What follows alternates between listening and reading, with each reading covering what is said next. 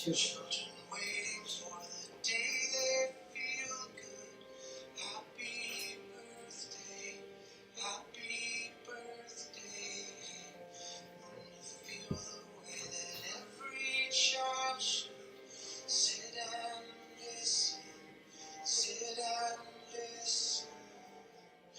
Went to school and I was very nervous. No one.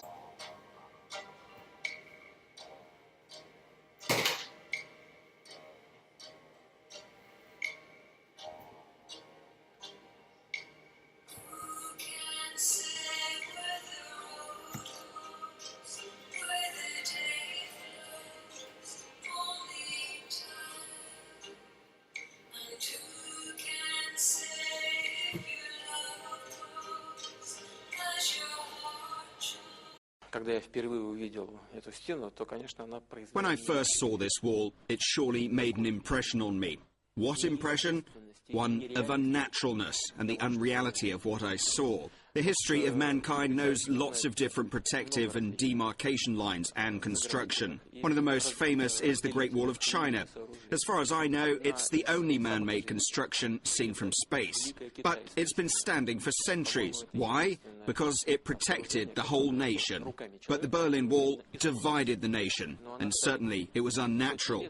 I clearly saw then that, in the modern world, it was not possible to maintain that, and it could not be kept that way.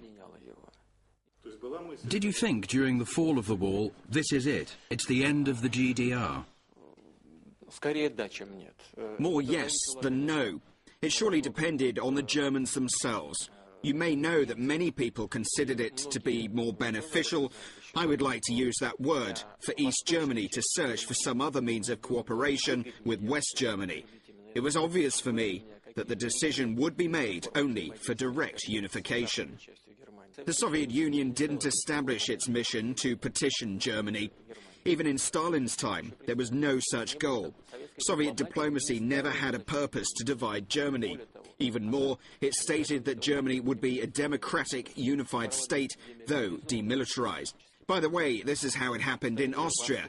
This very plan was implemented in Austria. But, at that time, our allies chose to declare the establishment of the Federal Republic of Germany.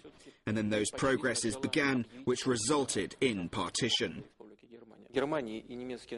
For a long time, Germany and the German people were hostages in the struggle between the two superpowers and occupational forces, both in the West and in the East. I would like to emphasize both in the West and in the East. I know what I'm talking about because when I worked there, we talked with our colleagues from former Allied states, and I know the attitudes of our military and the attitudes of the Allied countries. And to some extent, Germany became loose change, used in the struggle between these two powers. But the division of people had no future. In my opinion, it was clear from the beginning that it should not have been done. People lived as if nothing was happening. I felt anxious about them. Yes, they seemed to be living in another world. I had the impression that I had gone into a society which was a piece of the past Soviet system, not even of the 70s, but maybe of even earlier years. On the surface, everything was restrained and controlled, but at the same time, it was clear that inside, in society, some processes existed, processes suppressed but very significant, that would lead to sweeping changes. But the GDR leaders of that time opposed any changes.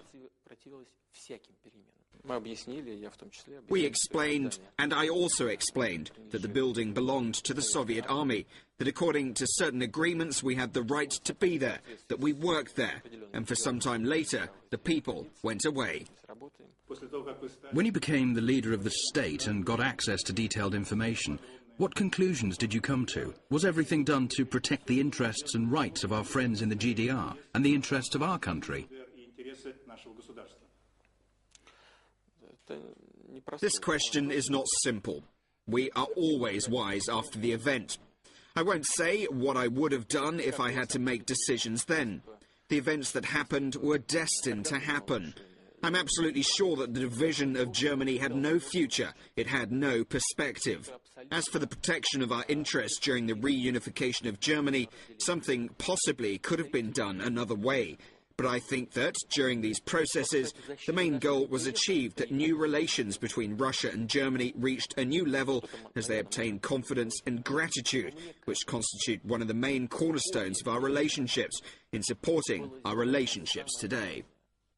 Is that due to your personal visits to the country and your understanding of German mentality? Well, I think so, yes, to some extent. I hope that it is so to an extent. But it is only a very small contribution to our relations. Very small indeed. We established our relationships with Schröder very quickly. Schröder abandoned political life. Mrs. Merkel came in, a politician belonging to an absolutely different political spectrum, another party. But our relationships are remarkable, both personal and business. What does it mean? It means that our involvement in the development of our relationships goes deep. We understand that we need each other.